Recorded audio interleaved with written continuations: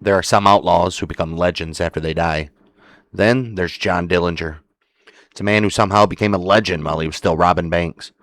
During the darkest years of the Great Depression, when people were losing farms, jobs, and sometimes everything they owned, Dillinger, well, he walked into banks with a grin on his face, a gun in his hand, and enough confidence to make it seem like the law simply didn't apply to him.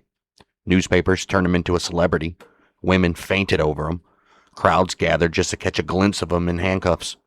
Every time the police thought they finally had him cornered, old John Dillinger slipped away again like some kind of ghost in a fedora. He escaped jails, outran massive manhunts, humiliated police departments across the Midwest, and he became the face of American crime at a time when the FBI was still trying to prove it could even stop men like him.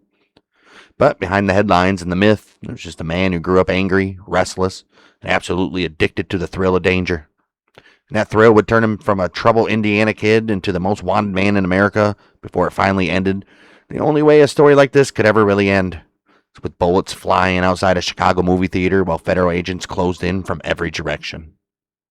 Outlaws and Gunslingers. Real stories, the way they actually happened. Well, John, he was born June 22nd, 1903, at 2053 Cooper Street in Indianapolis, Indiana. He was the younger of two children, born to John Wilson Dillinger, who lived up until 1943, and Mary Ellen Molly Lancaster. She was born in 70 of 1800s and passed away in 1907. Only 37, huh? Well, if you go back a generation, the Dillingers did come to America chasing a better life, as everybody was doing then. Then, Johnny's grandfather, Matthias Dillinger, he immigrated to the United States in 1854 from Gisingen, which is a small village in Wallerfangen, which is part of the Saar region in what was then Prussia. What was Prussia? Prussia is Germany and around there. Yeah. Like so many others who had made the journey at the time, Matthias, he was escaping poverty, but he was also trying to avoid being drafted into military service. Mm-hmm. Well, back in the States. Old bone spurs, huh? Yeah, back in the States. Back in the States, John's parents, John Wilson Dillinger and Molly, got married 23rd of August, 1887. His daddy, he was a grocer. By most accounts, he was also known for being a harsh man as well. In fact, John Dillinger himself would later tell reporters that his daddy believed in strict discipline. He said the kind that summed up by the old saying, spare the rod and spoil the child. Sadly, John's childhood took a hard turn. Early on in his life, he was just almost 4. His mommy dearest died in 1907. That same year, his older sister, Audrey, said, fuck this, I'm out. Married Emmett Hancock. They call him Fred for some reason. And together, they went on to have 7 children. Oh, good for Audrey. Well, Audrey also stepped up to take care of little John for several years after their mother's death. Good for her, huh? So she stuck around, huh? Well, eventually, their daddy, he remarried in 1912 to Elizabeth Lizzie Fields. She was born in 78 and passed away in 1933. Wow. Together, they had 3 more children, expanding the Dillinger family once again. Damn, he had to deal with her passing away, and then a year later, his son. That's crazy. Wow. As a teenager, John Dillinger was already showing signs of trouble. Oh, jeez. He was often getting into fights, stealing little things here and there. And people around him started to notice something strange. What was strange? They said he had this bewildering personality, one that could swing from charm to cruelty in a split second. He was even known to bully smaller kids. What he can do. Right. Eventually, he said, fuck school, dropped out. Took a job working in an Indianapolis machine shop. His daddy, John Wilson Dillinger, he started to worry that the big city was turning his son into someone he didn't recognize anymore. It's like, what are they doing to you over there, son? So in 1921, he decided to move the whole family out to Mooresville, Indiana, hoping that life in the country would straighten John out. Well, guess what? And it sure the fuck didn't. Sure didn't. Even surrounded by cornfields, quiet streets, his wild streak didn't go anywhere. Right, jumped, heightened, right? 1922. They had nothing else to do. Right. 1922, arrested. Auto theft. Whatever was left of his relationship with his daddy, well, that began to fall apart, and it began to fall apart fast. His dad's like, I don't like the direction you're going into, son. Well, by 23, things had spiraled enough that Dillinger decided to try something completely different. So he went and joined the United States Navy. He enlisted as a petty officer, 3rd class, working as a machinery repairman aboard the USS Utah. The Utah, isn't that one that got bombed? think so. Pearl Harbor. Makes sense. A battleship that patrolled the seas for the U.S. fleet.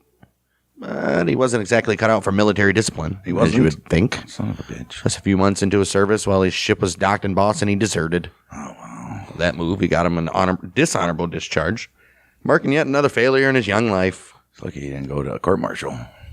He probably did, but... After that, Dillinger went back home to Mooresville, where he met Beryl Ethel Hovius. Oh. The two fell for each other, and they got married April 12, 1924. For a brief moment, it looked like Dillinger finally might settle down. Oh, okay. But finding steady work was tough, and the frustration had started to build, and he's like, I can't be a working man. Right. That's when he just happened to run into a friend who was a bad influence. Ed Singleton was his name. He's a former convict. Together, the two came up with a plan. He goes, you know what? Fuck working. We're going to rob this local grocery store in Mooresville. Well, that's already stupid. Mooresville's not Right. a lot of people, so they probably know everybody, so let's just rob the store. The robbery didn't exactly make them rich. They only managed to steal about $50, which is about $917 today. But things went down there fast during the robbery. Dillinger hit one of the victims over the head with a machine bolt wrapped in cloth. Oh. And he was carrying a gun, which at one point went off accidentally. Luckily, no one was hit. Jeez. As they fled, fate decided to intervene. Dude, the two men were... with the machine bolt. That's a big ass fight. But it was wrapped in a cloth. Jeez. Two men, they were spotted by a local minister who recognized them immediately and went straight to the popos. By the next day, both Dillinger and Singleton, they were under arrest. Singleton, he tried to plead not guilty, hoping to beat the charge, but Dillinger's father, who was actually a deacon at the Mooresville church, he went to talk with the Morgan County prosecutor, Omar O'Hara. Believing he was helping his son, the elder Dillinger convinced John to confess and plead guilty, Right. and to do it without a defense attorney.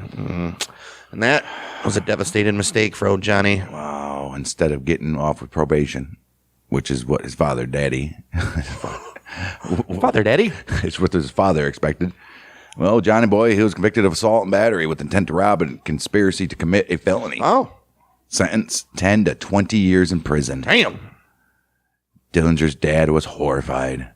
He told reporters later that he regretted his advice and was appalled by the harsh punishment. He even pleaded with the judge to reduce sentence, and the judge was like, no, sorry, bud.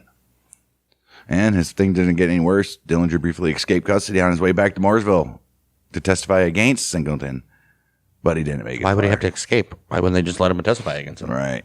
He was caught within minutes. Well, Singleton, meanwhile, he managed to get a change of venue and ended up with a 2 to 14 year sentence instead. Wow. His story didn't end well, though. He died years later, September 2nd, 1937, after he passed out drunk on railroad tracks and got hit by a train. Damn. That's crazy. Holy shit. Well, back to old Johnny Boy. He was sent off to prison in 1924. His life, it would take a turn that would seal his fate forever. Over the next 9 years, first at the Indiana Reformatory, later at the Indiana State Prison, he didn't reform. Instead, he became a better criminal. We all know it. Yeah. PhD and things. Right when he arrived, Dillinger supposedly said to the guards, I will be the meanest bastard you ever saw when I get out of here.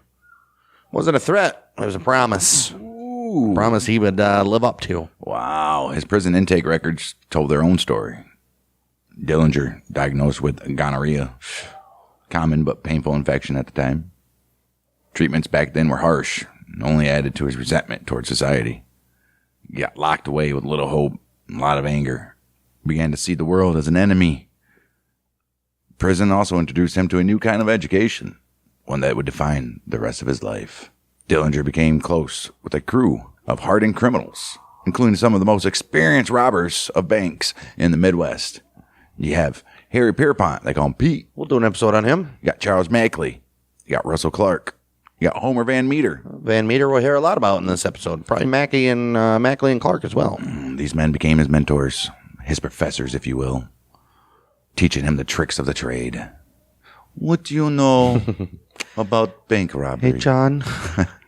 Together, they spent long, long hours planning an elaborate heist they'd pull off once they were free. He even studied the work of Herman Lamb, who was a former German army officer turned legendary bank robber. Lamb had developed is that what they call him, out on the lamb, maybe?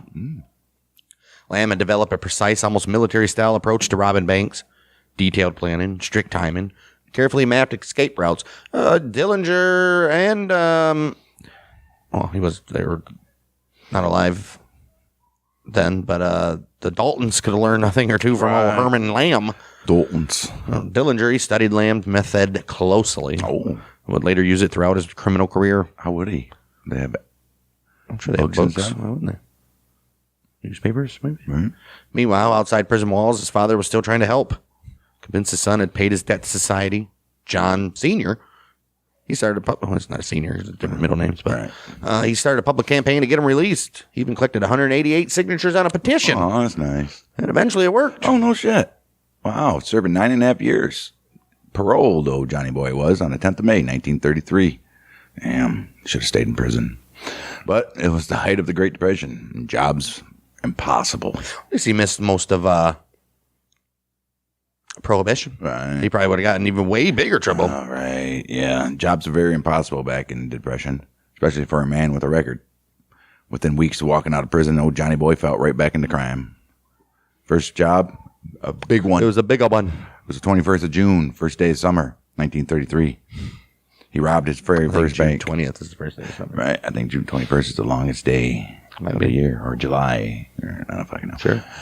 He robbed his very first bank. He stole $10,000, roughly $241,000 today from a bank in New Carlisle, Ohio. That's enough right there. Just done and over with, right? You did it once.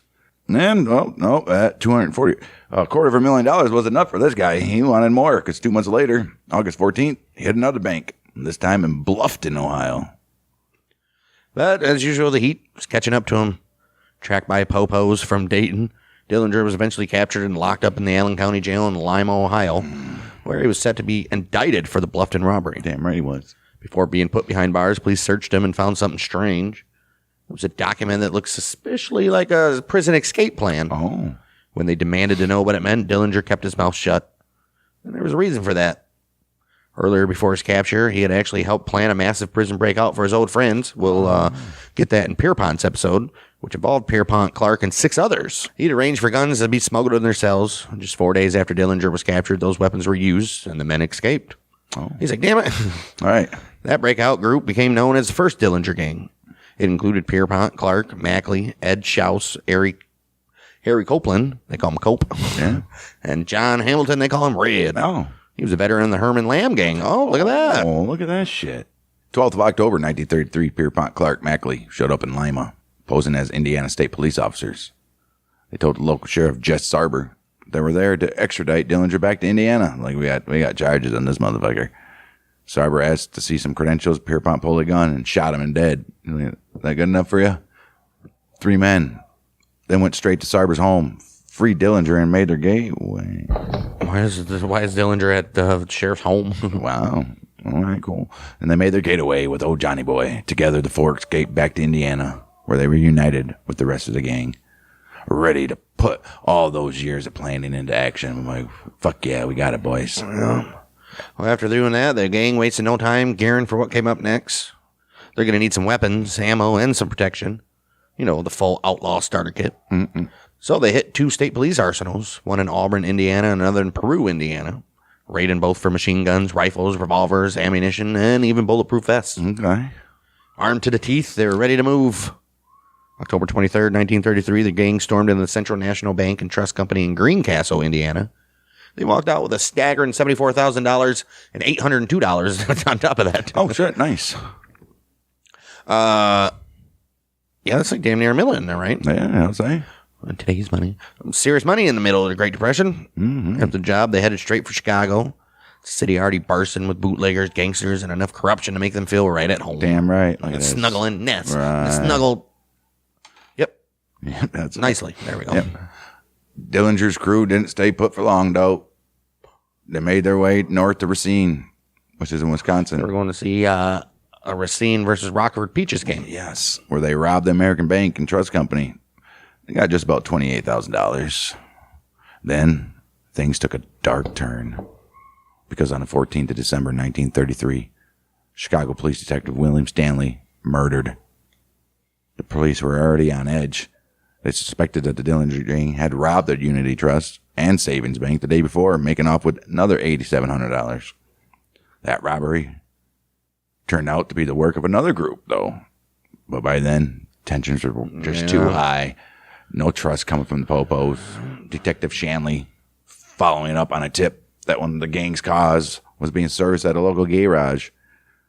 That afternoon, old John Red Hamilton showed up to pick up that vehicle, and Shanley approached him. Hamilton pulled out his pistol and shot him twice, killing him instantly before making an escape. The murder of a detective lit a fire under the Chicago Police Department. Geez, I wish they would do that today. Within days, they formed a 40-man unit dedicated solely to tracking down Dillinger, the now famous Dillinger Squad. Fast forward just a few days. It's December 19th, 1933, and Dillinger and his girlfriend, Evelyn Frechette, he got rid of his wife, I guess. They're hiding out in a quiet cottage on Daytona Beach, Florida. Not long after, they're joined by the rest of the crew, Pierpont, Mackley, Russell Clark, and Opal Long. The place they rented had a caretaker named Edwin Utter. He lived above the garage. Later, Utter would recall that the group kept to themselves. No loud visitors, no suspicious comings and goings. Still, he couldn't shake the feeling they looked like gangsters. They got a lot of mail, too. Utter said several letters came addressed to Frank Kirtley. It was one of Dillinger's aliases. J.C. Davies was Mackley's alias. And J.C. Evans was his Pierpont's. But after the gang vanished, the letters kept arriving. Since there was no forwarding address, they were all returned to the postman. Utter mentioned there was plenty of drinking, especially at night. Well, yeah. The group stayed there until around January 12th, leaving quietly under the cover of darkness. That departure date, interestingly enough, though, would become a major headache for Dillinger's defense team later on, if he ever stood trial for what would happen next. Just days later came the East Chicago robbery. That's one that changed everything. While Mackley, Clark, and Pierpont headed west to Tucson, Arizona, Dillinger left Florida on January 12, 1934, and met up with Red Hamilton in Chicago January 15th. That afternoon, they hit the First National Bank of East Chicago. This robbery would mark the first time that real deadly violence entered the Dillinger heist, and it would leave behind his only confirmed murder victim. Around 2:50 p.m., 10 minutes before closing time, Dillinger, Hamilton, and an unidentified driver pulled up outside the bank. Their car was parked facing the wrong way on Chicago Avenue, double parked, engine idling. Hamilton stayed in the vestibule while Dillinger strolled onto the main banking hall. Cool as ever, he sat down on a leather case. With a leather case, he opened it and pulled out a Thompson submachine gun. "This is a stick-up," he barked. "Put your hands up and get back against the wall." About 20 to 30 people inside. Bank's vice president, Walter Spencer. Sounds like a bank vice president. Quietly pressed a hidden alarm button underneath his desk. Meanwhile, Dillinger waved Hamilton inside. Hamilton pulled out a small leather bag, began scooping money from the cages. "Take your time," Dillinger said. "No hurry." Well, let's fuck up. But outside, police were already waiting. First officers on the scene, Patrick O'Malley, Horbert Wilgus, Pete Whalen, Julius Schranko, peeked through the windows and saw exactly what the hell was happening. Bank robbery in progress. One man armed with a machine gun, they say. Sub-variety. Right. Schranko ran to a nearby drugstore to call for backup. Inside the bank, old Officer Wilgus slipped in alone, only to be immediately confronted by Dillinger himself, who took his gun, emptied the bullet, and handed it back with a smirk. "You oughtn't be afraid of this thing," Dillinger joked, motioning into his Thompson machine gun. "I ain't even sure he'll shoot." He's probably not lying. Turning back to Hampton, he said, "Don't let those coppers outside worry you. Take your time. Be sure to get all the dough."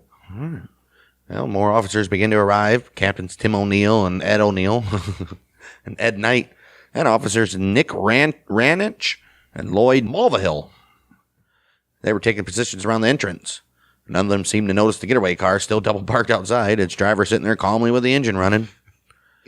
Then Dillinger made his move. He forced Spencer and Wilgus to walk out of the bank ahead of him, using them as shields. Oh, that's best. Officer O'Malley, standing just 20 feet away, saw an opening and fired. Oh. 4 shots that bounced harmlessly off Dillinger's bulletproof vest. No shit. Dillinger shoved Spencer aside, leveled his gun, and shouted, "Get over! I'll get that son of a bitch!" Oh. He opened fire. O'Malley went down instantly. 8 bullets lined across his chest. Dang. Hamilton, trying to cover the retreat, was hit in the right hand and dropped his pistol. Dillinger kept firing until he jumped into the getaway car, which tore off down the street, bullets flying from 2 nearby game wardens who had arrived by chance. No shit. In the chaos, Hamilton didn't even have time to shut the car door. It caught on another vehicle and ripped partly off as they sped away. Whatever. Hey, man, whatever. We don't give a fuck. The car, well, it's a 1934 Ford 2-door sedan, using the same Ohio license plate from their Greencastle heist. Oh, that's not good. Well, it was found abandoned the next day on Byron Street and California Avenue in Chicago. Inside that very bank, out on the street, everyone who saw the robbery, that was John Dillinger. He also shot Officer O'Malley. Fingerprints left behind by Hamilton confirmed his presence as well. Old Johnny Boy was officially charged with O'Malley's murder, though some argue that it wasn't even him who fired the fatal shots. Few historians still debate whether Dillinger was even in East Chicago that day at all. Oh, okay. Oh, okay. Oh. Either or, as police pressure mounted once again, the gang skipped town. First headed back to Florida, then made their way to Gardner Hotel in El Paso, Texas. There, they quickly noticed the heavy police presence around town, far too risky for a man with Dillinger's face.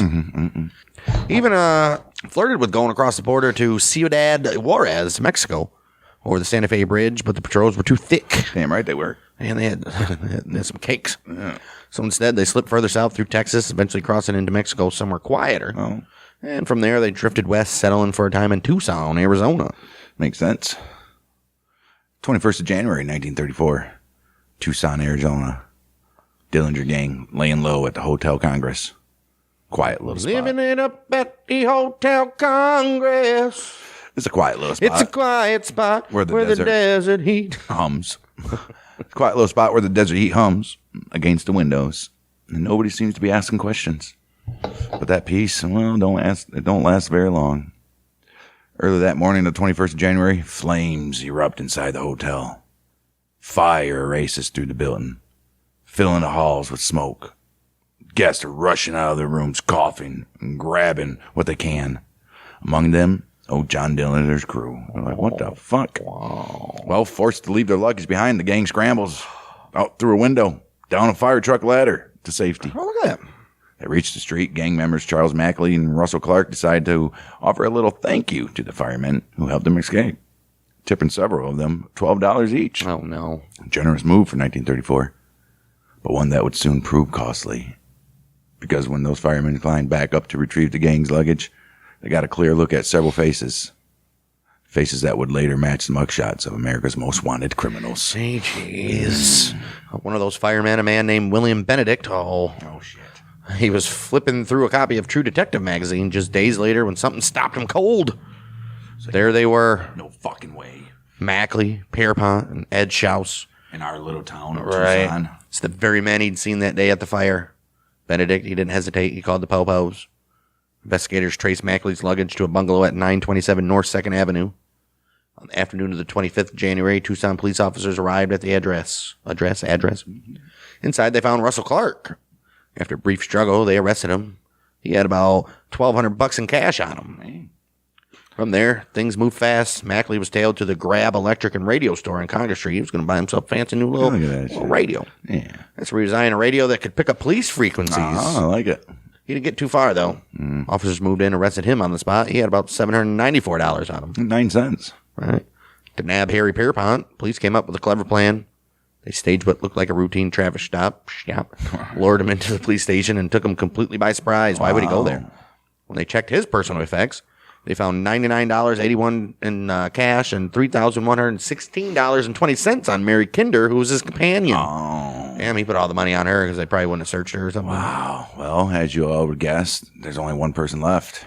John Dillinger himself. He was captured last, walking right back into the bungalow where Clark had been taken. They searched him. He was carrying $7,175.44. Oh, no. Including bank notes from his infamous robbery at the First National Bank in East Chicago. Serial numbers A000919 through A001107. I mean, come on, but that's a little... When the police counted everything up, the money, the weapons, leather bag filled with more cash, $25,000. They also discovered a small arsenal. Machine guns, automatic pistols, everything a gang on the run could need. You got protein bars. Catching Dillinger was only half the battle. The next question was where to try him. Prosecutors in multiple states were eager to get their hands on the gang. Bet they were. After a brief jurisdictional tug-of-war, a compromise was reached. Dillinger, he's going to be extradited to Lake County Jail in Crown Point, Indiana, to stand trial for the murder of Officer O'Malley. That's just too far. You know? It's just too much time for something to happen, to get out, escape. Just charge him there. I don't think he can for a murder. Yeah. Maybe. I don't know. Pierpont, Macklin, and Clark, they would be sent to Ohio to face charges for the killing of Sheriff Jess Starber. After trials on March 34, Ed Schaus testified against them, sealing their fates. Oh, wow. All three convicted. Pierpont Mackley sentenced to death. Clark, he received life. Son of a bitch. Later that year, Mackley and Pierpont tried to escape, fashioning fake pistols out of bars of soap and painting them black with shoe polish. I would try to escape too, knowing I'm going to die. And they don't fuck around, they'll hang you. Yeah. September 22nd, guards opened fire. Mackley killed instantly. Oh, fuck. Pierpont was wounded and later executed October 7th. They got his ass. Sure I said, did. we ain't waiting. We're not waiting 20 years. Clark, meanwhile, lived out his life behind bars until his release in 1968, dying of cancer just a few months later, though. As for Dillinger, his extradition to Indiana was as dramatic as the rest of his story. I bet it was. He was flown from Douglas Airport in Tucson to Midway Airport, Chicago. Well, at least they flew him. A grueling trip that stretched over 2 days and multiple stops in a little, probably three-seater or something. His escorts, Lake County Chief Deputy Carol Holly, Sheriff Lillian Holly's nephew, and East Chicago Chief of Police Nick Maker, on my car. Well, the plane left Tucson, 11:14 p.m., Monday, 29th of January, 1934. Stopping in Douglas, Arizona. Then they stopped in El Paso. Then they stopped in Abilene. Then they stopped in Dallas. They stopped in Fort Worth. Then Little Rock. Memphis. And they changed to a Ford Tri-Motor. Another stop in St. Louis. Brought aboard Saul Davis, which was a Chicago Times reporter and photographer. Oh, Johnny Boy, he humored him for a while. Posing for photos, answering some questions. Before he said, I'm done. Go away and let me sleep, he said. The exhausting trip ended at 6 p.m. on the 30th of January. Well, that's not bad. Plane finally landed. Maybe a day. Right. The plane finally landed at Midway. Waiting for him on the tarmac. You guessed it. 32 heavily armed Chicago policemen just waiting to beat the shit out of him. All right. Outside a 13-car caravan, 29 Indiana State Troopers stood ready to take the infamous outlaw to Crown Point, which is 30 miles away from Chicago. This is where he would face the trial for murder. Local police posted to area newspapers that the jail was escape-proof and had posted extra guards as a precaution. Well, they lied. The Titanic was unsinkable. Right. However, Saturday, March 3rd, 1934, Dillinger, he was able to escape during morning exercises with 15 other inmates. Dillinger produced a pistol, catching deputies and guards by surprise, and was able to leave the premises without firing a single shot. Look at that. Almost immediately afterwards, conjecture it began whether the gun Dillinger displayed was real or not. Oh. According to Deputy Ernest Blunk, Dillinger had escaped using a real pistol. FBI files, on the other hand, indicate that Dillinger used a carved fake pistol like the old Pierpont did. Sam Cahoon, a trustee whom Dillinger took hostage in jail, also believed Dillinger had carved the gun. Yeah. Using a razor and some shelving in his cell. Oh, it's a wood one, huh? Nice. In another version, according to an unpublished interview with Dillinger's attorney, Louis Piquet, investigator Art O'Leary claimed to have snuck the gun in himself. Oh. All right. Why would the investigator do it? All right. 16th of March, Herbert Youngblood escaped from Crown Point alongside Johnny Boy. Shot dead by the Popo in Port Huron, Michigan. Damn. Yeah. They went fire. Not really. Deputy Sheriff Charles Cavanaugh was mortally wounded in a gunfight. He later died. Before his last breath, Youngblood told officers, Dillinger, he's in Port Huron also. And officers were like, oh shit. They scrambled to begin a fruitless search for the escaped man. He's buying Dillinger time. Right. Indiana newspaper reported that Youngblood later retracted that very story and said, I didn't know where he was. He just parted with him soon after their escape. See ya. Thanks. Stay safe. Right. Dillinger was indicted by a grand jury. By a grand jury. The FBI organized a nationwide manhunt for him. That was the BOI. Right. Just hours after his escape from Lake County Jail, Johnny Boy reunited with his little girlfriend, Billy Fichette. According to Fichette's trial testimony, Dillinger stayed with her for almost 2 weeks. Oh. However, the two had actually traveled to Twin Cities. Oh, they went to Minnie in St. Paul, taking lodgings at the Santa Monica Apartments in Minneapolis. This is where they stayed for 15 days. Johnny Boy, he met Hamilton. And the two mustered a new gang consisting of Babyface Nelson's gang, including Babyface himself, Homer Van Meter, Tommy Carroll, and Eddie Green. Eddie Green. Oh, Eddie Green. They call him Eddie Green. They call him Blue. After his daring escape from the Crown Point jail, Dillinger, he was once again a free man and once again on the move. That freedom didn't come quietly. Just 3 days after he escaped, around 9:45 a.m., March 6th, a green 1934 Packard Super 8, Kansas license plate number 13-786, pulled up to the curb outside the Security National Bank and Trust Company in Sioux Falls, Dakota.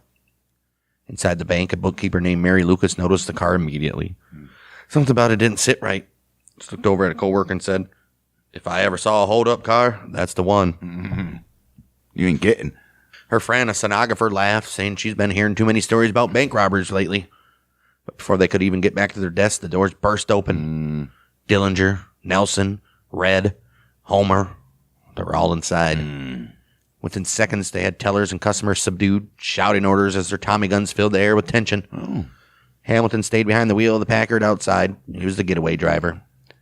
Tommy Carroll stood guard in the street, pacing with his Thompson submachine gun in hand in the street, dude. What? Wow.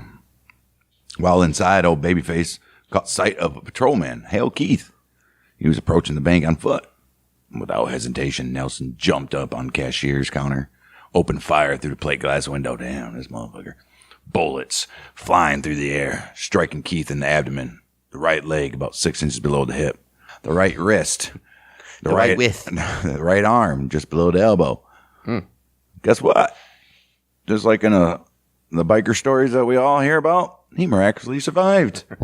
Nelson reportedly laughed, shouting, I got one, as Keith went down. Meanwhile, across town, H.M. Sobotham, a reporter for the Daily Argus Leader, he happened just to be in the office of Sheriff Mel Sells when the call came in. The Security National Bank was being robbed.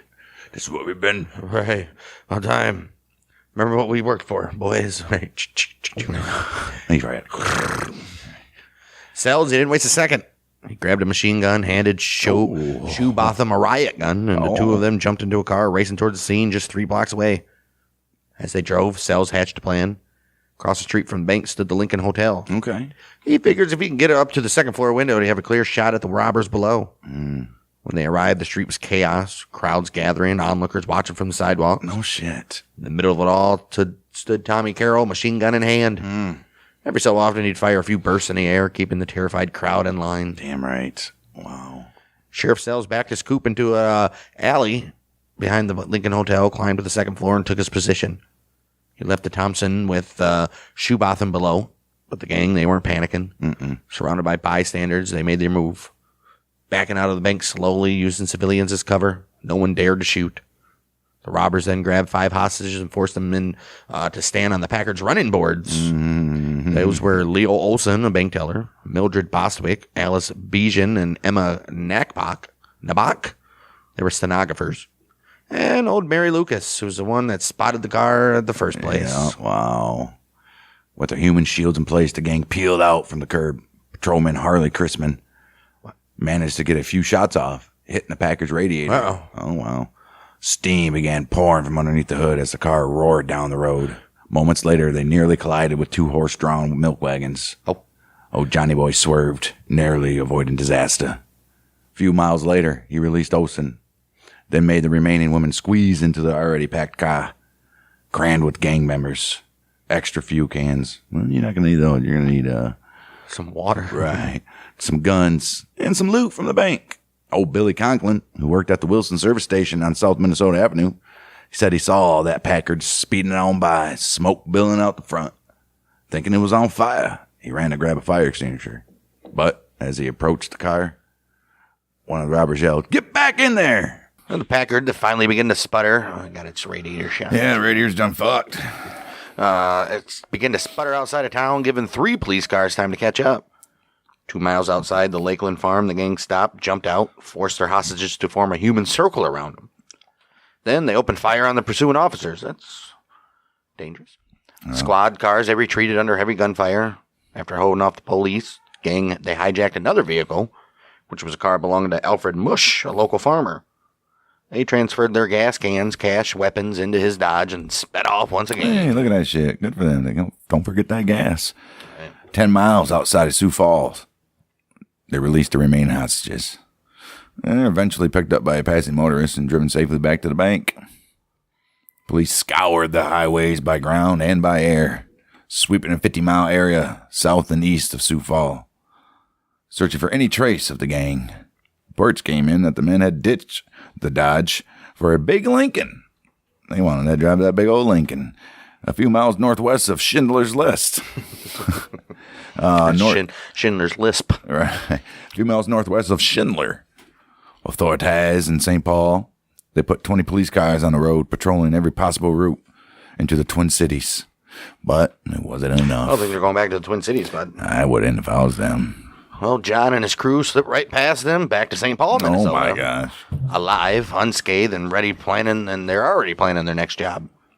Only 7 days after Sioux Falls, the gang, they weren't slowing down. They were doubling down. Oh. March 13th, 1934, a cold afternoon in Mason City, Iowa.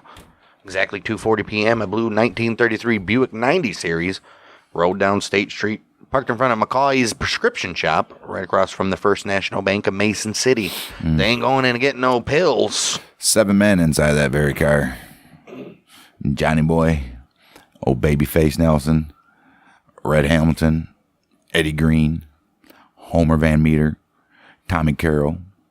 7th man, well, he was the driver. And we think he is Joseph Burns, or maybe even Red Forsyth. Yep. The Buick's rear window had been removed, likely to give them a better field of fire. Now, who did what during this robbery is one of those things that changes depending on which source you read. Historians state... But Bang and Dang generally agree on this. Right. Dillinger took a position outside the front entrance. Keep watch. Oh, he's a watchman. Babyface stood across the street near an alley behind the bank. Keep watch. So they got the hothead one out there. Don't put him in the bank. Inside, they said Hamilton, Green, and Van Meter went inside the old bank. And Tommy Carroll, well, he was in the doorway of the prescription shop. He was another lookout. Well, and what no one expected that day was that a freelance photographer, H.C. Kunkelman, Of course. he happened to be filming the bank when the robbery began. Why wouldn't he be? As the gang jumped into action, one of them turned to him and shouted, "Turn that camera off. We'll be the ones doing all the shooting." Oh, that's nice. Who did that? Inside the bank, chaos broke out immediately, though. Green, Hamilton, and probably Van Meter fired bursts from their Thompsons into the walls and ceiling. Why? 31 employees and around 25 customers were ordered to raise their hands. That's a busy-ass bank. Okay. Above the lobby, Tom Walters, bank guard, stationed in an elevated bulletproof observation booth. He followed procedure and fired tear gas. Hit Eddie Green in the back, but before he could fire another, the gun jammed. Van Meter or Green sprayed the booth with machine gun fire, shattering the glass. Bulletproof my ass, huh? Well, yeah. Little fucking pistols, maybe. Walters somehow escaped unhurt. I love that. The clerk, Tom Barkley, he hurled another tear gas down from the balcony. Meanwhile, teller's drawers, numbers 1, 2, 3, 4, 5, nope, 1, 2, 3, 4, 6, and 7, empty. Drawer 5 untouched for a quick $5,000 in cash. That's it. Hamilton, he grabbed Harry Fisher, the assistant cashier, forced him to walk to the vault where the big money is. Fisher recognized him. Just a week earlier, Eddie Green had come to his door asking for directions, peering closely at his face. It hadn't been small talk. It had been a reconnaissance, obviously. Hamilton, he made a critical mistake, though. He let the steel gate between him and Fisher close. Oh, wow. It locked automatically, and now Fisher could only pass stacks of $5 bills through the bars, instead of hauling it all out. Wow. That one error slashed their haul from an expected $250,000 down to $52,000. Yeah. Well, as they worked, Green periodically shouted out the time to keep everyone on schedule. But outside, as you would imagine, the word spread fast. Fucking firing Thompson. Right. Holy shit. And a crowd, they're now gathering around. James Buchanan, off-duty officer, grabbed a sawed-off shotgun, took cover behind the Grand Army of the Republic monument, spotted Dillinger and called out, challenged him to step away from the crowd and fight it out, he said. Witnesses said that Dillinger's lip curled into a snarl. He pulled a .38 from his inside coat pocket and he fired. Buchanan ducked. That's a quick motherfucker. The shot missed. Meanwhile, Nelson was on a rampage. Of course he was. He fired randomly into the street, spraying bullets in every direction. R.L. James, bystander, took a hit to the leg. Tommy Carroll rushed over to check on him. But when an oncoming car slowed near the scene, Carroll leveled his Thompson, filled the radiator with lead. The terrified driver threw the car in reverse, backing out at 25 miles per hour. Woo. Damn. It was 1934, if I'm right. Up in the third floor office, Above the bank, Judge John Shipley heard the judge is upstairs. He heard the gunfire and looked out the window, as every human being would. Dillinger spotted him, sent a volley of bullets his way, forcing the judge to retreat. But Shipley wasn't done. He grabbed his own pistol and returned to the window, and he fired, hitting Dillinger in the left shoulder. Oh. Damn! He's inside the bank. Hamilton, Green, and Van Meter. They grab their canvas sack full of cash, move towards the door. Dillinger, bleeding but still moving, had already collected hostages. Judge Shipley fired again, this time hitting Hamilton in the shoulder. Damn, this guy. As they rounded the corner on State Street, Hamilton saw R.L. James lying wounded in the road and yelled, "I thought there wasn't going to be any more of this." Nelson snapped back, "I thought he was a copper. I thought he was a copper, see?" Yeah. He's a liability. He's got to go. Yeah. Well, Babyface then stopped two women, Mrs. Clark and Mrs. Graham, just coming out of a butcher shop. He forced them toward the car, then snatched a package of meat out of Mrs. Clark's hands, threw it on the ground, and stomped on it. Why? And he said, "You get paid plenty for it." Oh. According to the Mason City Globe-Gazette, there were 11 hostages. A few of the women were forced to sit on the gangsters' laps inside the Buick. Well, one unlucky local, Bill Schmidt, Oh, man. had been delivering a bag of sandwiches to the bank when Dillinger stopped him, shoving him inside, sandwiches and all, in the car. So there's that. That's why he threw the meat down, and then we got fucking sandwiches. Right, we're good. On the ride out of town, the gang found the sandwiches and ate them. Oh, see? The Buick rolled north on Federal Avenue at about 25 miles an hour, took a left 2nd Street, and then another on Adam. Okay. At 4th Street, Clarence McGowan, his wife, and their 5-year-old daughter spotted the car. There were people clinging to the side. Imagine that. Just clinging to the sides. He thought it was some kind of wild wedding celebration. Oh, okay. He tried to follow it. Big mistake, buddy. Oh, wow. Why would you do that, Clarence? Oh, that sounds like fun. Wow. El McGowan, he was shot for his efforts in the abdomen. Somehow, he made it home, took a bath, then went to the hospital. He lived, and so did R.L. James. You could just hear his wife already. "Babe, I got out. You'll live." As they sped out of town, the gang tossed sacks of roofing nails across the road, slowed down any pursuit. They even stopped passing cars, ordering drivers to stay put for about 5 minutes before moving on, Well, why would they stop him? so they don't get their Well, I get it, tires. but now you're... Oh. At least they're helping out. Hey, man, you might not want to keep on going down this road. There's a bunch of nails. At least a bunch of coppers come and they figure out that their tires are flat. Bill Smith later recalled, the bandits would drive fairly fast on the straightaway, but they slowed down for the bumps. Well, Yeah, there's 100 people in the car. you guys are driving a wooden box with bike tires on it. And they have 100 people clinging to the fucking side of the car. What year was it? 34? I know. They're all They're metal back yeah, then. they're decent. I mean, the fucking assembly line was already... Right. They're decent. Actually, they're nice little roads. Man. Nice little roads.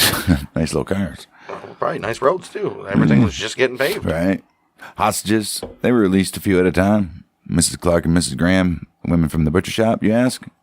They're the last to go. They're let out by about 3.5 miles south and 1.5 miles east of Mason City. When asked if she could identify any of them, Mrs. Clark said, "I sure would, especially the one who winked at me." That night, Popo's found the Buick 4 miles south of town in a gravel pit. 2 more cars had been waiting there, getaway vehicles with drivers ready. How they know that? Oh, tracks. Tracks. Back in St. Paul, the wounded gang, they regrouped. Eddie Green showed up at the Green Lantern Tavern, run by Pat Riley, a small-time associate. Green, he asked Riley if he knew where to find Dr. Nels Mortensen, who was a physician in St. Paul. When Riley got in Green's car, he found Dillinger and Hamilton in the back seat, both shot in the shoulder. Dillinger, he looked pale, dizzy, and nauseated. He's like, "I'm losing a lot of blood here, man." Right. They drove to 2252 Fairmount Avenue, in Mortenson's home. Doctor answered the door, and his neck closed. Examined both men. I don't know, willingly but he did. He was an associate, they said. Right. He told them the wounds, they're not serious, boys, calm down. But he didn't have his medical bag with him. It's like a video game. Now I gotta go retrieve his medical bag to save John Dillinger. Right. But the thing about my medical bag is I left it in one of the cells in the jailhouse. Which is heavily guarded. Oh, jeez. Mission. New mission. Right. When they said they had liquor, he told them to go home, take a stiff drink, and come by his office the next day. Drink the pain away, boys. All right. Guess what? They said, fuck that. They never came back. Riley was dropped off at the intersection of Snelling and Selby, and Green gave him $5 for his trouble. Oh, that's not bad. It's about $50. Yeah. By early 1934, Dillinger and his companion, Billy Frechette, they were living life on the run. Oh, they always have been. Right. They were trying to play the part of an ordinary couple, though. Oh. Tuesday, March 20th, they moved into the Lincoln Court Apartments in St. Paul, Minnesota. Yeah, this is another shootout. Well, they didn't leave fucking Minnesota. To the world, they were Mr. and Mrs. Carl Hellman. Okay.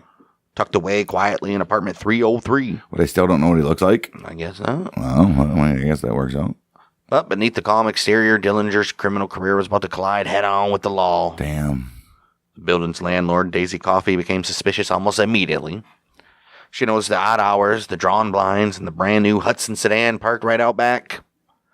Coffey later testified that she spent most evenings keeping an eye on her mysterious tenants. Wow, see, when you get... Nosy loos like these, nosy rosies. March 30th, her curiosity got the better of her. She walked into the FBI St. Paul field office and reported what she saw. And reported what she knew, including the details of that new, shiny, brand new Hudson sitting behind the apartment building. Wow. FBI took a report, and they took it seriously. 2 federal agents, Rufus Coulter, Rusty Knowles. I thought it said nails at first. They began a surveillance operation at Lincoln Court, but from the outside, everything seemed normal.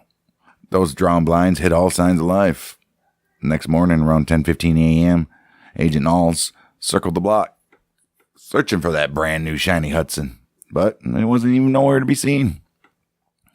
He parked fast. Fast and first. He first parked on Lincoln Avenue, and then he moved over to the northwest corner of Lexington and Lincoln, watching from his car. From there, he saw his partner, Coulter. He saw him arrive with St. Paul Police Detective Henry Cummins. The two, they parked, walked up the steps, and entered the building. He's like, damn, I could have done that. Moments later, another familiar face appeared. It was Homer Van Meter. He pulled up at a green Ford coupe and parked on the north side of the building. What followed was one of the most chaotic gunfights of Dillinger's criminal career. Coulter and Cummins knocked on the door of apartment 303. Frechette opened it just a few inches and told him she wasn't dressed, to come back later. Coulter replied calmly that they'd wait. After a couple minutes, he went downstairs to the caretaker's basement apartment to use its phone. Lewis and Margaret Medlinger, the caretakers, they watched as he called the bureau and returned upstairs. Oh, wow. Wow, when Coulter came back, Van Meter suddenly appeared in the hallway. Is your name Johnson, Van Meter asked? Coulter replied, nope. As Van Meter tried to continue down the stairs, Coulter pressed him for a name. I'm a soap salesman, Van Meter said. Where are your samples? Coulter asked. They're in my car. Got any credentials? Nope, Van Meter says, and he kept on walking. But as soon as Coulter followed, the gangster spun around and opened fire. He said, oh, fuck you. In the hallway. Coulter dove for cover and ran outside as bullets echoed through the building. Van Meter chased him briefly, then ducked back into the front entrance. Knowles, who had been watching from the car, recognized him immediately. He pointed out Van Meter's green Ford and told Coulter to disable it.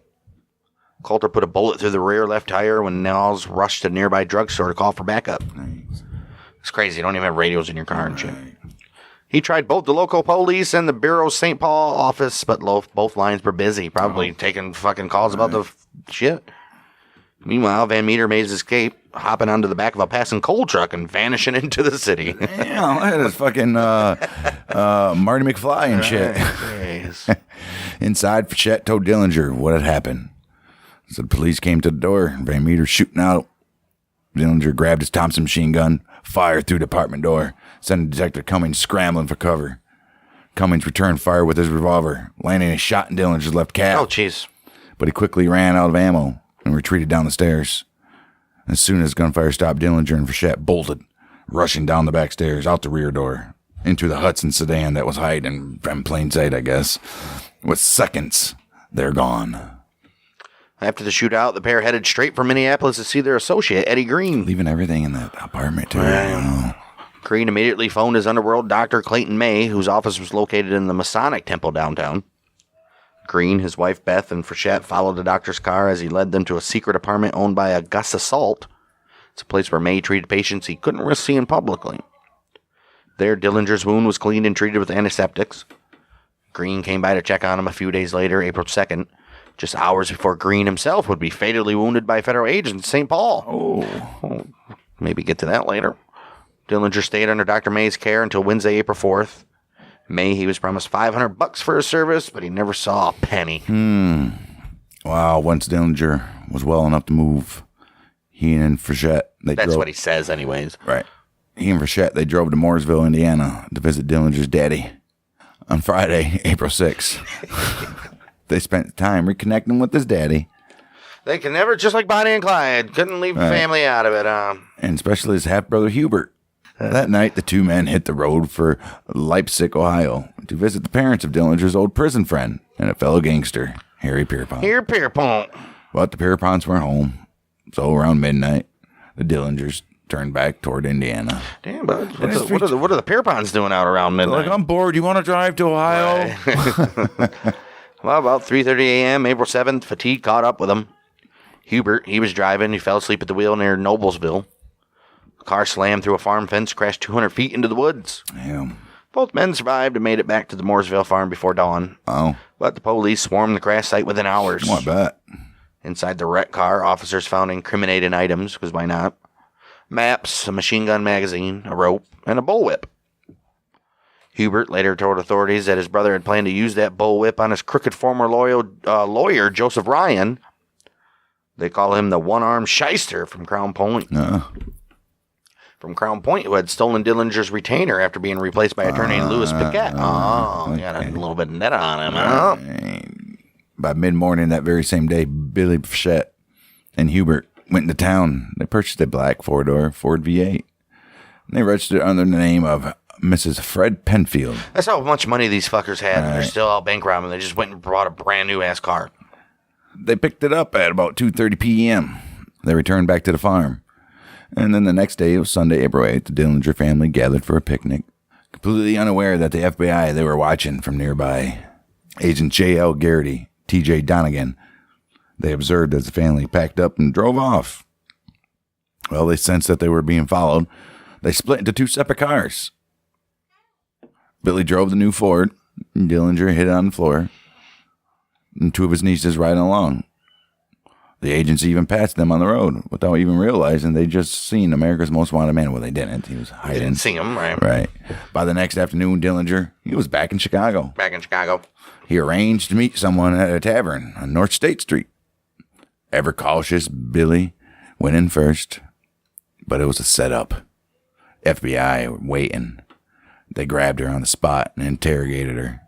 She refused to reveal where Dillinger was hiding. Outside, Dillinger had been waiting in his car this whole time. Billy didn't return. He drove off, unseen, and for the last time, the two would never meet again. Aww. Wow. Billy's arrest hit Dillinger hard. He grew depressed, talking constantly about rescuing her. The other gang members tried to dissuade him, but Van Meter feud was resolved by promising they could get their hands on some bulletproof vests if you want. Oh, wow. That Friday night, the pair made their move. They kidnapped Warsaw, Indiana police officer Judd Pittinger, marched him to his own station at gunpoint and stole several more guns and some bulletproof vests before slipping away. Okay. After parting ways with Van Meter, Dillinger picked up his wounded friend, Red Hamilton. He was still recovering from the Mason City robbery. Together, the two fled north, crossing into Michigan's Upper Peninsula, and for a brief moment, hiding out in the quiet safety of Hamilton's sister's home near Escanaba, in the moonlight. Right, they'll never check there. But by then, Dillinger, he was already running out of places to hide, and time was quickly running out on him. It's the early morning hours, April 20th. Everybody's lighting up their balloons and about to get high. 1934, the air still cold up in northern Wisconsin in April. You know? Damn right it is. It's going to be that way for about another month or two. Tucked among the pine trees of the Manitowoc Waters sits a cozy little quiet spot called Little Bohemia Lodge. Oh. At first glance, it looks like any quiet Northwoods getaway. That morning, it's about to become the stage for one of the most famous standoffs in outlaw history. Uh-oh. Very early that day, Homer Van Meter, he arrives first, along with Marie Comforty, known as Mickey, and also Pat Riley's tagging along. Nice. They were greeted by the lodge's owner, Emil Wanatka. He just opened the place about 4 years earlier. Soon after, old Johnny Boy himself shows up with John Red Hamilton and Pat Sherrington. Oh. They're coming in by way of Sault Ste. Marie. Oh, nice. Michigan. That's far. Then old babyface Nelson and his wife Helen, they arrived from Chicago. Man, dude, they're traveling. All right. Finally, Tommy Carroll and Gene Delaney, they rolling last. It's like a gangster reunion in the middle of the woods. Damn. Fuck yeah. A bunch of wanted men. Right. First night there, according to Pat Riley, things were surprisingly normal. He said that he, Carroll, Nelson, Dillinger, and the owner, Wanaka, they sat around playing cards. It was hearts that they played until about midnight. And after that, Riley headed to the bar while the others went off to their rooms. Hamilton, Charrington took the end room on the left upstairs. Across the hall, Van Meter and Mickey Conforti. Tom Carroll and Gene, along with Nelson and Helen, they stayed in a small cottage off to the right of the driveway. Dillinger, he had a room upstairs on the left, right at the top of the stairs in the main lodge. Old Pat Riley, he later told federal agents that Van Meter mentioned Dillinger's room had 2 beds, and that the 2 men would share it. Riley recalled walking into the room to find Dillinger stretched out on the bed to the left, reading quietly. He had a bottle of whiskey on the nightstand. When old Pat came in, Dillinger set his magazine down, didn't say a word. Old Pat noticed the .45 automatic tucked under Dillinger's pillow. Dillinger took a slow drink of his whiskey, and Pat locked the door, turned out the light, crawled in the bed on the right. Even then, the law was closing in. Dillinger seemed completely at ease. He's in the middle of the woods, so he didn't think nobody's going to find him. Right. Well, the gang, they had promised the Wanatkas, Emil and his wife Nan, that they wouldn't cause any trouble. But to keep control, they kept an eye on the couple every time they made a phone call or left the property. They were polite, but clearly suspicious. The wife was. Mm-hmm. That didn't stop Nan, though. She and her brother managed to slip away from Nelson, who was tailing them, and got word out. Oh, no. They mailed a letter to the U.S. Attorney's Office in Chicago, warning that the Dillinger gang was holed up at Little Bohemia. Oh, man. What a dumb bitch. A few days later, a team of federal agents, that's their problem. They stay there for too long. Right. A team of federal agents led by Hugh Clegg and Melvin Purvis, they made their approach in the early morning hours. The lodge was quiet when they arrived, as you would assume. 2 watchdogs began barking, but the gang didn't think much of it. They were used to them going off whenever Nan came or went. And that's where everything went wrong. The agents accidentally opened fire on the wrong people. Oh, shit. They shot a local resident, and 2 innocent civilian Conservation Corps workers were just getting ready to drive away. Oh, wow. It was a tragic mistake, but it also gave away their position. Mm-hmm. The Dillinger gang woke up to gunfire. A short, chaotic shootout followed, and despite the agents' best efforts to surround the lodge, the entire gang managed to escape in different directions. Jeez. I don't think they had very good efforts at all. Right. 3 days later, 23rd of April, Dakota County Sheriff J.J. Dunn, he got a call about 3:40 a.m. from the Department of Justice. Word was Dillinger gang might be headed his way in a Model A Ford with Wisconsin plates. 92652 were the plate numbers. Dunn quickly put together a posse that included Deputy Sheriffs Joe Hainan, Norman Dieters, and Larry Dunn, along with the Hastings night policeman Fred McArdle. 6 hours later, it was 10 a.m. The car was spotted entering the city from the south on Highway 3. It turned at the drugstore corner to cross the High Bridge, which is towards St. Paul. And from there, the chase was on. The officers jumped in the Heenan's Buick sedan. McArdle armed with a .30-30 rifle. Dieters with a .30-40. But a large cattle truck slipped between them and the Model A, blocking their view until they cleared the bridge. What a piece of shit cattle truck. All right. Once they did, they spotted the bandit car climbing up a hill about a half mile ahead. They pushed the Buick to catch up. As they gained ground, McArdle and Dieters, they fired warning shots out their windows. Van Meter, who was driving the Model A, he immediately returned fire. Dillinger, sitting in the middle, leaned out and fired his .45 through the rear window. Gunfire filled the air. Around 50 shots were exchanged as the cars roared towards Newport. Despite what's often reported, the chase lasted about 20 miles, not 50, as they say. Well, 20 is long enough. Right. One of McArdle's shots hit home, striking John Hamilton. Oh. McArdle later said, when the bullet hit the car, the coupe seemed to wobble for a minute. Then we thought it was going into the ditch. The driver, he managed to keep it on the pavement, though. Oh. Van Meter, he somehow kept control, but Hamilton was mortally wounded. Oh. The trio managed to double back towards St. Paul Park, crossing the highway near Cottage Grove before losing the officers in the hills. Oh. From there, they swapped vehicles and headed for Chicago, hoping to find medical help for Hamilton. It's over with for him. Yeah, good luck. The trip, miserable. They hadn't slept at all the night before. The cramped Model A coupe was only 39 inches across the seat. Yeah, they're tiny. You can Wow. barely get 2 people in the back. Tight quarters for 3 men. One of them dying as well. Much has been made about the car's speed. Its top speed about 45 miles an hour. Back then, the poor headlights and narrow roads, Van Meter wouldn't have gone much faster than any car. He'd probably been driving he probably wasn't even doing 45. Right. Driving too fast at night was simply way too dangerous. Yeah. After the chaos at Little Bohemia, old John Red Hamilton, taken by Dillinger and Van Meter to Chicago. They went to see Joseph Moran, hoping for medical attention. Well, Moran, however, refused to treat him. Hamilton lingered for 3 more days before dying at a Barker Carpus gang hideout in Aurora, Illinois. Look at We'll that. have an episode on these little crazy fuckers. Oh, yeah. Dillinger, Van Meter, and gang members Arthur Barker, Volney Davis, and Harry Campbell.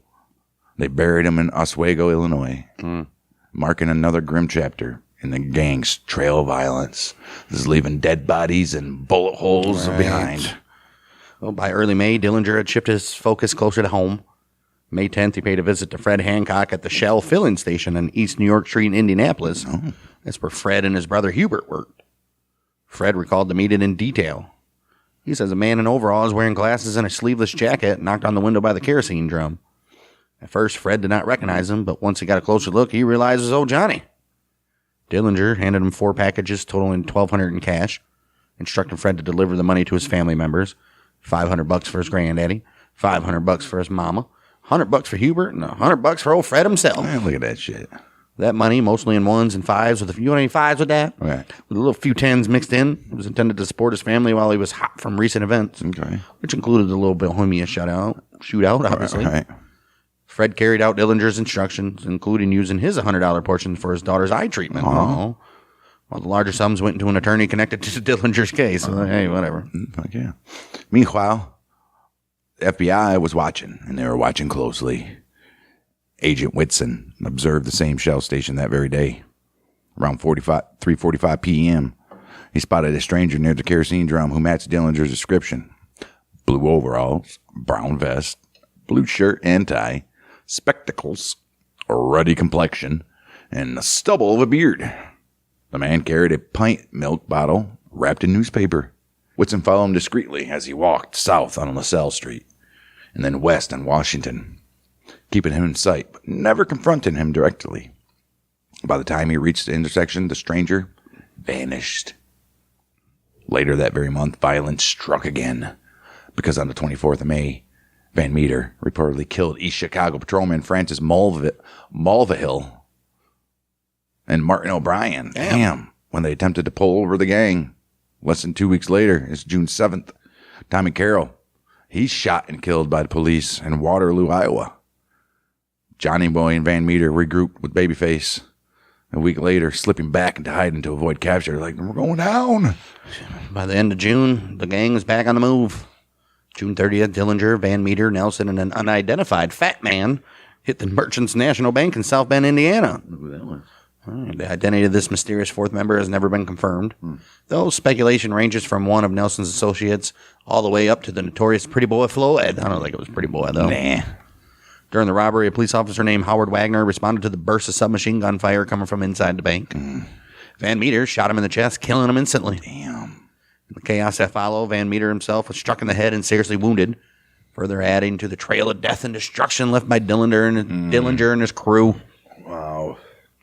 As for that guy that old Hubert didn't recognize, that's because I'm sure everybody knows Dillinger is rumored to have had plastic surgery.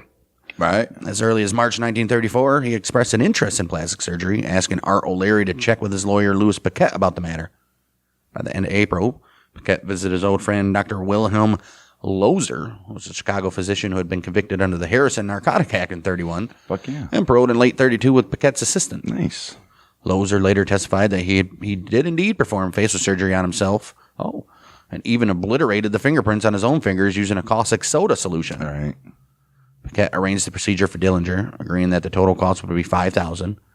$4,400 divided among Paquette, Lozer, and O'Leary, and another $600 to Dr. Harold Cassidy, who would administer the anesthetic. $600 for that? Jeez. The surgery was scheduled to take place at the home of Paquette's friend, 67-year-old James Probasco at the end of May. Got any Probasco sauce? Give me that Probasco.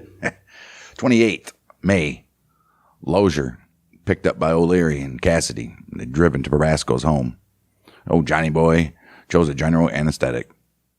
Lozier later recounted that Dillinger wanted several face changes, removal of warts and moles on his forehead, depression of the nose filled in, a scar on their upper lip excised, dimples removed, and the corners of his mouth drawn up so it looks like he's smiling. Fucking Joker. During the procedure, an overdose of ether caused Dillinger to stop breathing, and he turned blue. Damn.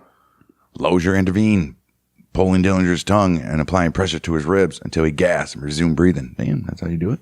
Yes. The operation continued under local anesthesia, with Lozier removing moles, making incisions in the nose and chin, and adjusting the cheeks as requested. All right. A few days later, June 2nd, Paquette informed Lozier that additional work was needed, and that Van Meter now wanted the same procedures, including the fingerprint alterations.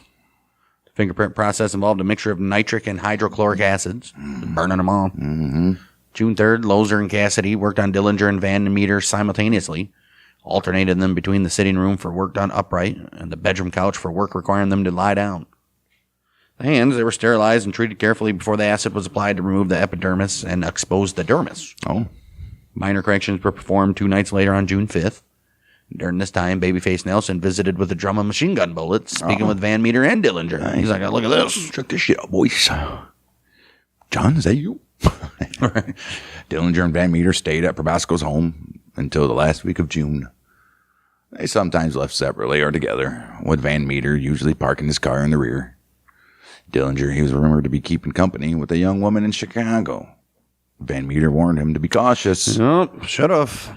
2 gangsters kept a machine gun under the piano in the parlor and a shotgun under the table. O'Leary, he later reported that Dillinger was unhappy with the facial work. Probasco, meanwhile, warned that Johnny Boy's frequent walks and erratic behavior made the house a liability and risked exposing them all to authorities. Right. It's like, you gotta do something with this motherfucker. I don't care, man. Federal agents, they eventually caught up with those involved. Lozier was later arrested July 24th at Oak Park, Illinois. O'Leary, who had been away, learned of the arrest and left the city, later confirming with Paquette that everything was under control. July 27th, Probasco fell to his death from the 19th floor of the Bankers Building in Chicago while in custody. Homer Van Meter met his end August 23rd, shot in a dead-end alley in St. Paul by former police chief Tom Brown and the current chief Frank Cullen, closing one other chapter in the violent saga surrounding Dillinger and his associates. Wow. And that's when it all leads up to the end of the line for old Johnny. Damn. As for mentioned, that girl that Van Meter warned him about, she's Rita Polly Hamilton. She's a teenage runaway from Fargo, North Dakota. Oh, jeez. She later met Anna Ivanova Akalieva, also known as Anna Campagnas, Anna Sage, or the Woman in Red. This happened in Gary, Indiana. Ah, Gary. I worked periodically as a prostitute in Anna's brothel until marrying Gary police officer Roy O'Keel in 1929. Makes fucking sense. Those two divorced March of 33. By the summer of 34, Hamilton, now 26. She was working as a waitress at the S&S sandwich shop in Chicago. She was sharing an apartment with Anna and Anna's 24-year-old son, Steve. Damn, how old was Anna? You take the hoe out of the streets, but you can't take the streets out of the hoe. Oh, Hamilton met Johnny Boy in June 1934 at the Barrel of Fun nightclub. Oh, Johnny Boy introduced himself as Jimmy Lawrence. Call me Jimmy Larry. He claimed he was a clerk at the Board of Trade. The two began dating, and Hamilton, who resembled Billy Frechette, remained with him until his death at the Biograph Theater in July of 1934. That's a hell of a way to die, too. Meantime, old worthless J. Edgar Hoover had created a special FBI task force in Chicago. He did that just specifically to track Johnny Boy. And the 21st of July, Anna Campagnas contacted the FBI offering information on Dillinger in exchange for help preventing her deportation to Romania. Oh, what a bitch. Wow. The FBI agreed, though she was eventually deported anyway. And informed agents that Dillinger was spending time with Polly Hamilton and that the two, along with herself, they're going to see the movie the next day. She offered to wear an orange dress so the authorities could identify her, though she was unsure whether they would attend the Biograph or the Marlboro Theater. 15th of December, 1934, Indiana Governor Harry Leslie would later issue pardons for the offenses of which Anna had been convicted of. Well, at least she still got deported, though. Right. On the afternoon, Sunday, July 22nd, 1934, John Dillinger asked Anna if she wanted to join them for the show. He mentioned wanting to see a theater around the corner, referring to the Biograph Theater. Anna, unable to leave her house to alert Agent Purvis and Martin directly, told Polly she needed to go to the store to get butter for frying chicken. While there, she called Purvis to relay Dillinger's plans, then returned home so Polly would not suspect that she had gone out to contact the authorities. Well, federal agents and police from outside Chicago were organized into a team to apprehend Dillinger, along with a small number of Chicago officers. They were not planning to apprehend him at all. Right. Among them was East Chicago Police Sergeant Martin Zarkovich, who was the officer for whom Anna had been acting as an informant. What a bitch. Yeah. The FBI did not fully trust the Chicago Police Department due to concerns about corruption. I mean, it is their... I don't think Chicago could trust the FBI either. Right. And Hoover and Purvis, they were eager to ensure the operation's success and credit. To prevent another high-profile escape, the police were divided into two groups. One team went to the Marlboro Theater on the west side, while the other surrounded the Biograph Theater at 2433 North Lincoln Avenue on the city's north side, setting the stage for that final bloody confrontation. At approximately 8:30 p.m., July 22nd, 1934, Anna, Polly, and Johnny, they were seen entering the Biograph Theater, which was showing the crime drama Manhattan Melodrama, starring Clark Gable, Myrna Loy, and William Powell. Clark Gable, huh? Mm-hmm. During the stakeout, the theater manager mistook the federal agents for criminals preparing a robbery and called the police. The responding officers were quickly waved off when the agents clarified they were conducting a stakeout. Oh. And an important one, too. Right. When the movie ended, FBI agent Purvis stood by the theater's front door and signaled Dillinger's exit by lighting a cigar. As Johnny Boy walked by, he reportedly turned his head to look directly at Purvis, glanced across the street, and moved ahead of his female companions. He reached into his pocket but failed to draw his Colt M1903 and ran into a nearby alley. Damn, this dude was smart. Some accounts suggest that John ignored commands to surrender and pulled his gun as he headed for the alley. The agents had already secured the alley, and three men fired as Dillinger ran. Clarence Hurt shot twice. Charles Winstead shot 3 times, and Herman Hollis shot once. Dillinger was struck from behind and fell face first to the ground. Dillinger, he was hit 4 times in total. 2 bullets grazed him. One caused a superficial wound to the right side, and the fatal shot entered the back of his neck, severed the spinal cord, passed into his brain, and exited just under the right eye, cutting through veins and arteries. An ambulance arrived, but it quickly became clear he died from his wounds instantly, probably. That next shot, anyway. Mm-hmm. He was pronounced dead at Alexian Brothers Hospital. Investigators... There's just brothers running off like a hospital? Investigators reported that Dillinger died without saying a word. Winstead was later believed to have fired the fatal shot and received a personal commendation from J. Edgar Hoover. Yeah, he was like, here's some pictures of me in women's clothes. 2 female bystanders were also wounded, Teresa Paulas and Etta Natalski. The latter having been struck when Dillinger bumped into her just as the shooting began. Natalski was reckless. Right. Natalski, she was taken to Columbus Hospital for treatment. That's ridiculous. They're so happy they shot a guy in the back. Right. Well, that's exactly what happened to Babyface Nelson, too. We'll get to them. All right. Dillinger's death, approximately 10:40 p.m., came just 2 months after the killings of Bonnie and Clyde, marking the end of one of the most infamous criminal careers of the Depression era. Witnesses later described scenes of macabre fascination as people dipped handkerchiefs and skirts into the blood pooling in the alley. Fucking weirdos, dude. Seeking keepsakes from the manhunt that had captivated the whole nation. John Dillinger's body was available for public display at the Cook County Morgue. Why? An estimated 15,000 people viewed the corpse over a day and a half. That's why. As many as 4 death masks were also made. Dillinger is buried at Crown Hill Cemetery in Indianapolis. John Dillinger's gravestone has been replaced several times because of vandalism by people chipping off pieces as souvenirs. Yeah, and that's the story of the most infamous 1930s gangster in American history, huh? Public enemy numero uno. The very first one as well. Old Johnny boy. For him. This guy's reckless. He was reckless.